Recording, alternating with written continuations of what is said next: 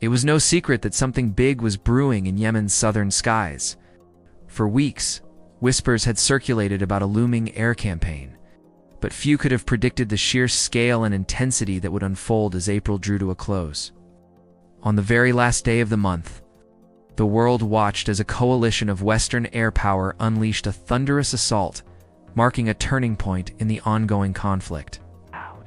In a rare show of unity, the United States and the United Kingdom joined forces, launching a coordinated strike that targeted high-ranking Houthi leaders and critical infrastructure. For the first time in years, British RAF Typhoon jets soared alongside American FA-18 Hornets and F-35s, all supported by a fleet of Voyager tankers. The anticipation was palpable, but the ferocity of the attack caught even seasoned observers off guard. Not even the Houthis, who had weathered countless raids before, seemed prepared for the onslaught that followed.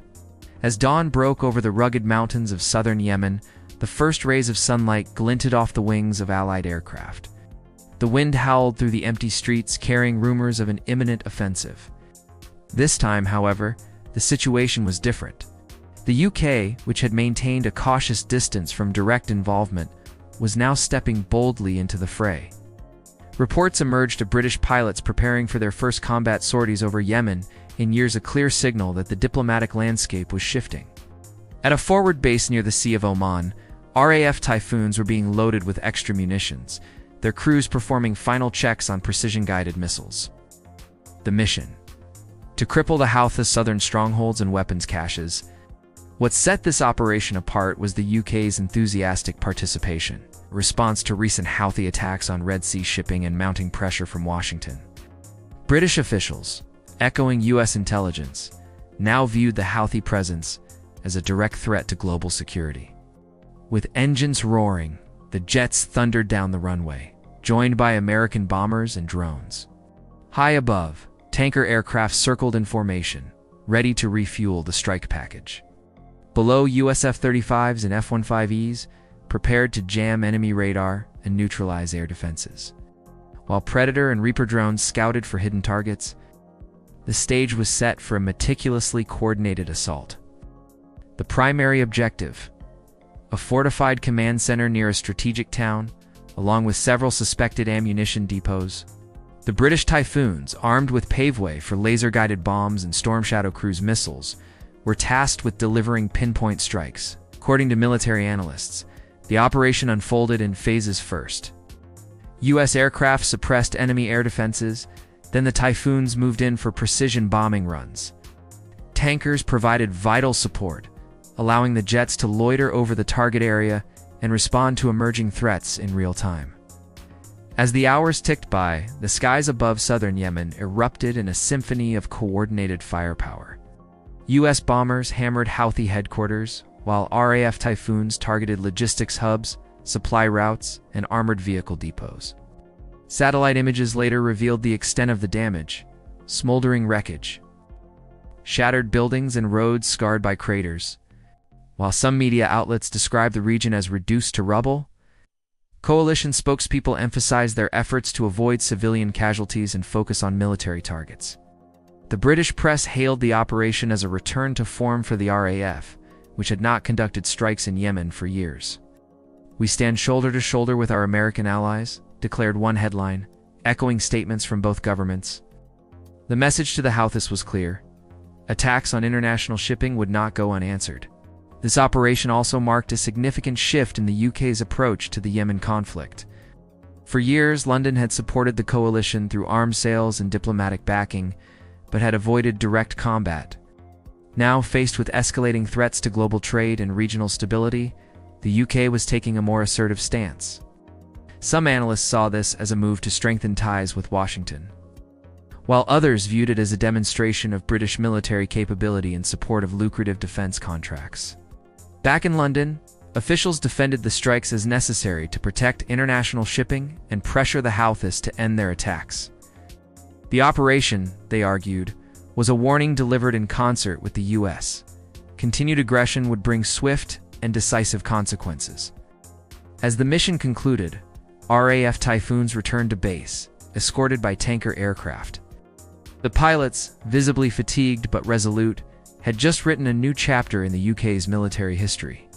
The destruction on the ground obliterated ammo dumps, burning vehicles, and heavy Houthi losses suggested that the group would be forced onto the defensive, at least for now. US and UK officials made it clear. Further strikes were on the table if necessary. Yet, despite the operation's success, the broader conflict remains unresolved. Airstrikes alone are unlikely to bring lasting peace. If anything, such actions risk provoking further retaliation, potentially drawing in regional powers like Iran, whose support for the Houthis continues to fuel the war. Lest Tehran changes course, these victories may prove fleeting. Still, the UK's renewed involvement is a game-changer. Prompting a reassessment of the diplomatic and military balance in the region, will London continue to align more closely with US policy in the Arabian Peninsula? Could this reshape the power dynamics of the Middle East? Only time will tell. One thing is certain. No air campaign, however overwhelming, can guarantee victory on its own. But the joint operation by the US and UK, marked by the sight of Typhoons refueling mid-air and unleashing precision, strikes will be remembered as a pivotal moment. British air power, silent for so long, has returned to the region with force, its presence felt across the skies of Yemen. Meanwhile, Iran's ambitions remain a central concern. The Houthis, a so-called cargo ship long suspected of serving as an intelligence hub for the Revolutionary Guards, continues to monitor maritime traffic in the Red Sea.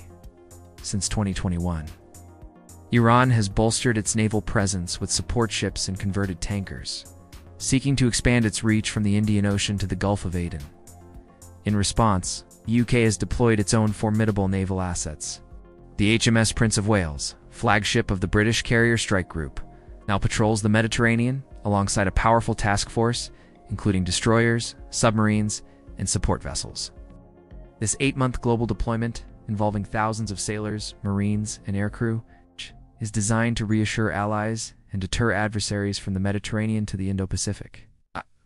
With British and American forces now operating in tandem near key maritime choke points, the balance of power in the Middle East is shifting. The UK is expected to participate in more than 20 joint airstrikes with the US against Houthi targets in Yemen, a campaign that could spell the end for the group if sustained. Last year's operations reportedly decimated Houthi ranks, with thousands of fighters and senior leaders eliminated. Now, with renewed determination, the UK and US are signaling that attacks on international shipping will not be tolerated. The message to Iran and its proxies is unmistakable.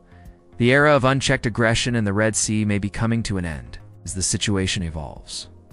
The world will be watching to see whether these bold moves bring lasting change, or simply set the stage for the next chapter in this complex conflict. For the latest updates and in-depth analysis, make sure to subscribe and stay tuned. Your support means everything.